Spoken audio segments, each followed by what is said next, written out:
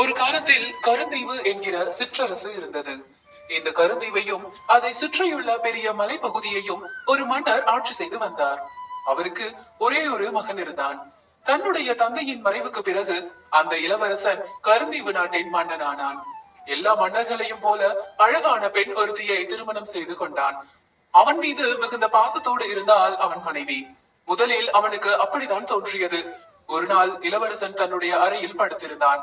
இரண்டு தாதி பெண்கள் அவனுக்கு வெண்சாமரம் வீசிக் கொண்டிருந்தார்கள். இளவரசன் கண்களை மூடியிருந்ததால் அவன் தூங்கிவிட்டதாக நினைத்து தங்களுக்குள் பேசிக் கொண்டார்கள் அந்த தாதி பெண்கள். நம்முடைய அரசி மிகவும் மோசமானவள். அன்பும் அழகும் நிறைந்த நம் மன்னர் இங்கே இருக்க அவளோ கருப்பு அடிமை ஒருவனோடு உறவாடி கொண்டிருக்கிறாள் என்று அவர்களில் ஒருத்தி கூற, மன்னருக்கு தெரியாமல் நம் அரசி எப்படி வெளியே செல்கிறாள் என்று கேட்டால் இன்னொருத்தி. நம் மன்னர் இரவில் படுக்கை அறைக்கு வந்ததும் பழரசத்தில் மயக்க மருந்தை கலந்து கொடுத்து விடுகிறாள். அதை அருந்தும் மன்னர் சிறிது நேரத்தில் மயக்கமாகி உறங்கி போய்விடுகிறார். அதன் பிறகு அவள் தன்னுடைய ஆசை காதலனை தேடி போய்விடுகிறாள். இரவில் வெளியே செல்பவள் காலையில் தான் வருகிறாள். வந்ததும் நம் மன்னரின் மூக்குக்கு அருகே ஒரு வேரை காண்பிக்கிறாள். சட்டென்று நம் மன்னரும் மயக்கம் தெளிந்து எழுகிறார். தனக்கு என்ன நடக்கிறது என்பது கூட தெரியாமல் ஒரு அப்பாவி போல் நம்முடைய மன்னர் வாழ்ந்து கொண்டிருக்கிறார் என்று சொன்னால் அந்த பேச்சை ஆரம்பித்து வைத்த தாதி பெண். தாதி பெண்களின் இந்த பேச்சை கேட்ட இளவரசனுக்கு பகீர் என்று இருந்தது. அன்பானவள், பண்பானவள், நேர்மையானவள் என்று நாம் நம்பும் மனைவி எனக்கு துரோகம் செய்கிறாளா என்று மிகவும் வருந்தினான். சிறிது நேரத்தில் அவனுடைய மனைவி அங்கே வந்தாள். தாதி பெண்களை வெளியே போக சொன்னாள். வந்தவள் இளவரசனை கட்டி அணைத்து கொஞ்சினாள். அவனும் எதுவும் தெரியாதவன் போல் இயல்பாகவே இருந்தான். இரவு வந்தது. இளவரசன் படுக்க செல்வதற்கு முன்பு தரக்கூடிய பழரசத்தை கொண்டு வந்தால் அவன் மனைவி. அந்த பழரசத்தை குடிப்பது போல் நடித்து அருகில் இருந்த பூத்தொட்டிக்குள் அவளுக்கு தெரியாமல் அதை கொட்டிவிட்டான். பிறகு எனக்கு தூக்கம் வருகிறது என்று கூறி உறங்குவது போல் பாவனை செய்தான். சிறிது நேரம் கழித்து அவன் உறங்கிவிட்டானா என்பதை அவன் உடலை உலுக்கி தெரிந்து கொள்ள முயன்றாள். அவனோ ஆழ்ந்த தூக்கத்தில் இருப்பது போல் நடித்தான். அவன் உறங்கிவிட்டதாக அவள் நம்பிவிட்டாள். அப்போது அவன் எதிர்பார்க்காத ஒரு காரியத்தை அவள் செய்தாள். அடே சண்டாளனை, விடியும் வரை இப்படியே தூங்கிக் கொண்டிரு. எனக்கு உன்னை பிடிக்கவில்லை. நீ எல்லாம் எனக்கு கணவனாக முடியாது என்று கூறியவள் திடீரென்று அவன் முகத்தில் காரி உமிழ்ந்தாள். இளவரசனுக்கு கோபம் கொப்பளித்தது. அவளது தலையை அக்கணமே வெட்டி வீழ்த்த நினைத்தான். ஆனாலும் அவள் அடுத்ததாக என்ன செய்ய போகிறாள் என்பதை தெரிந்து கொண்ட பிறகு அந்த முடிவை எடுக்கலாம் என்று தீர்மானித்து அமைதியாக இருந்தான். சிறிது நேரத்தில் அவள் தன்னுடைய ஆடையை மாற்றிக்கொண்டாள். ஆசை நாயகனை கவரும் விதத்தில் கவர்ச்சியான ஆடையை அணிந்திருந்தாள். பழங்களையும் பலகாரங்களையும் ஒரு தட்டு நிறைய எடுத்துக்கொண்டாள்.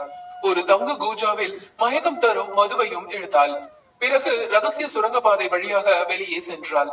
அந்த இரவில் அவளுக்கு தெரியாமல் அந்த இளவரசனும் அவளை பின்தொடர்ந்தான். கையில் கூர்மையான வாளையும் எடுத்துக்கொண்டான். ரகசிய சுரங்கப்பாதை வழியாக அரண்மனையை விட்டு வெளியே வந்தவள் சுற்றும் முற்றும் பார்த்தபடி யாரும் தன்னை பார்த்து விடாதபடி நடந்தாள். இளவரசனும் அவளை பின்தொடர்ந்தான். ஓரிடத்தில் நிறைய அழுக்கடைந்த குடிசைகள் இருந்தன. அதில் ஒரு வீட்டுக்குள் புகுந்தாள். அவள் உள்ளே சென்றதும் கதவு மூடிக்கொண்டது. கதவின் இடுக்கு வழியாக அங்கே என்ன நடக்கிறது என்று பார்த்தான் இளவரசன்.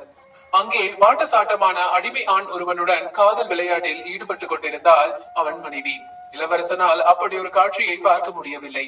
கண்கள் மட்டும் தெரியும் வகையில் தன்னுடைய முகத்தை மூடிக்கொண்டு கதவை ஓங்கி விரித்தான். அது படார் என்று திறந்து கொண்டது. கையில் இருந்த வாளால் அந்த அடிமையை வெட்டினான்.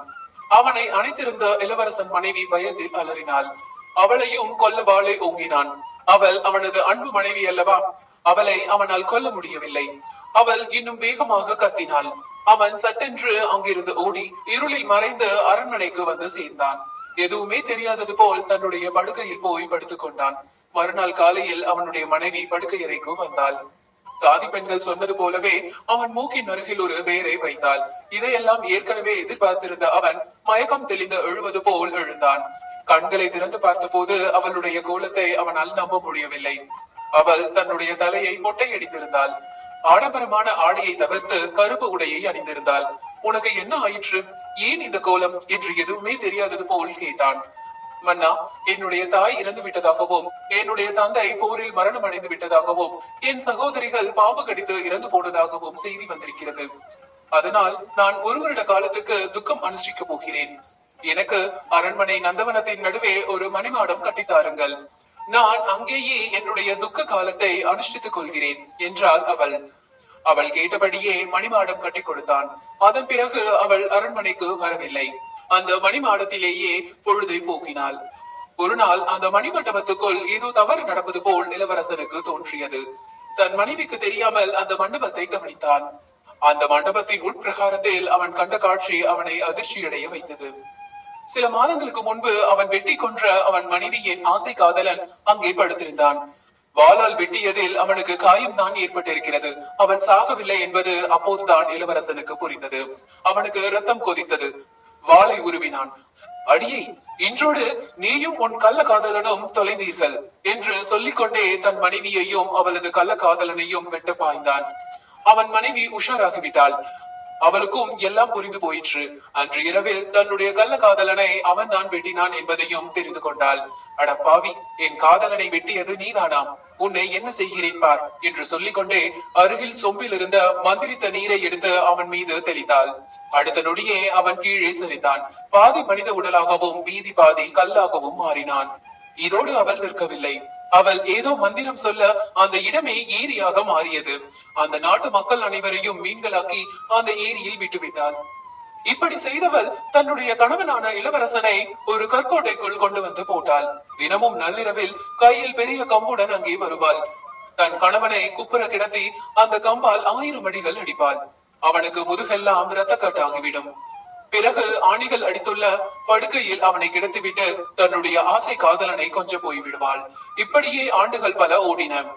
இப்படி ஒரு சம்பவம் தன்னுடைய நாட்டின் எல்லைக்குள் நடைபெற்றுக் கொண்டிருப்பதை கண்டுபிடித்தான் அந்த நாட்டின் பேரரசன்.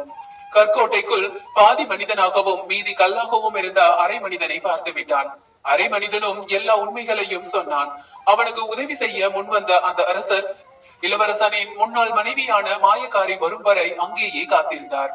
கவலைப்படாதே, எல்லாம் வல்ல இறைவன் உன்னை காப்பாற்றதான் என்னை இங்கே அனுப்பியிருக்கிறான் என்று நினைக்கிறேன். நான் உனக்கு நிச்சயம் உதவுவேன் என்று அரை மனிதனிடம் சொன்ன மன்னர் அந்த மலைக்கோட்டைக்குள் ஒரு ஓரமாக ஒளிந்து கொண்டார். இரவு வந்தது. மாய வித்தைகள் தெரிந்த அந்த பெண் அங்கே வந்தாள். அரை மனிதன் சொன்னபடியே அவனை கம்பால் 1000 அடிகள் அடித்தாள். வழி தாங்க முடியாமல் அவன் அலறினான். அந்த நேரத்தில் விரைந்து செயல்பட்ட மன்னர் நந்தவனத்தில் உள்ள மணிமாடத்துக்கு போனார். அங்குள்ள பிரகாரத்தில் படுத்திருந்த அந்த பெண்ணின் ஆசை காதலனை வாளால் வெட்டி அவனை 2 துண்டுகளாக்கி அருகில் இருந்த கிணற்றுக்குள் போட்டார். பிறகு அவன் அணிந்திருந்த ஆடையை அணிந்து கொண்டு அவன் படுத்திருந்த இடத்தில் படுத்துக் கொண்டார். அருகில் எரிந்து கொண்டிருந்த விளக்குகளையும் அணைத்து விட்டார். சிறிது நேரத்தில் அந்த மாயக்காரி அங்கே வந்தாள். அவளிடம் அவனது காதலன் போல குரலை மாற்றி பேசினார் மன்னர். என்னவளை, உன்னுடைய கணவனை இப்படி அடித்து சித்திரவதை செய்தது போதும். அவனுடைய அலறல் சத்தத்தை என்னால் சகிக்க முடியவில்லை. அவனுக்கு சாப விமோசனம் கொடுத்து இங்கிருந்து விரட்டி அடித்து விடு. அவன் இங்கிருந்து போனால்தான் நாம் இருவரும் சந்தோஷமாக வாழ முடியும் என்று சொன்னார். அவளும் சிறிது நேரம் எதையோ யோசித்தாள். பிறகு ஆசை காதலன் என நினைத்து மன்னரை பார்த்து கேட்டால், உங்களது தாராள மனதுக்கு அவனுக்கு சாப விமோசனம் தர சொல்லிவிட்டீர்கள். இதுநாள் வரையில் அப்படி ஒரு வார்த்தையை சொல்லாத நீங்கள் இப்போது அதை சொல்கிறீர்கள் என்றால் அது சரியாகத்தான் இருக்கும். உடனே அந்த வினோத மனிதனுக்கு சாப விமோசனத்தை கொடுத்தாள். என்னவளே, அவனுக்கு மட்டும் சாப விமோசனம் கொடுத்தால் போதுமா? அவனுடைய நாட்டு மக்களையும் மீண்டும் மனிதர்களாக மாற்றிவிடு. அரசகுமாரன் ஒருத்தனுக்காக அவர்கள் அனைவரும் ஏன் துன்பத்தை அனுபவிக்க வேண்டும் என்று மறுபடியும் குரலை மாற்றிக்கொண்டு சொன்னார் மன்னர்.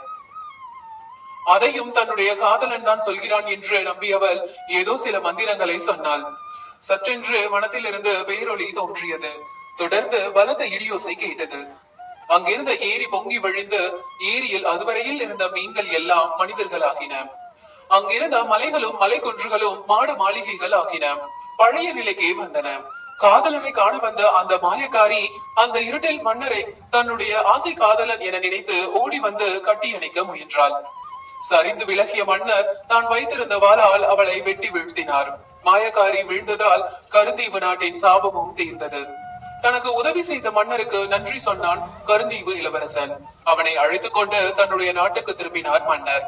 தொடர்ந்து தன்னுடைய மூத்த மகளை அந்த கருந்தீவு இளவரசனுக்கு திருமணம் செய்து கொடுத்து அவர்களை மறுபடியும் கருந்தீவுக்கே அனுப்பி வைத்தார். இந்த கதையில் கணவனுக்கு தொடர்ந்து துரோகம் செய்து வந்த மனைவி ஆரம்பத்தில் மகிழ்ச்சியான வாழ்க்கை வாழ்ந்து வந்தாள். காலம் கடந்து கிடைத்தாலும் ஒரு நாள் அவளுக்கு தக்க தண்டனை கிடைத்தது.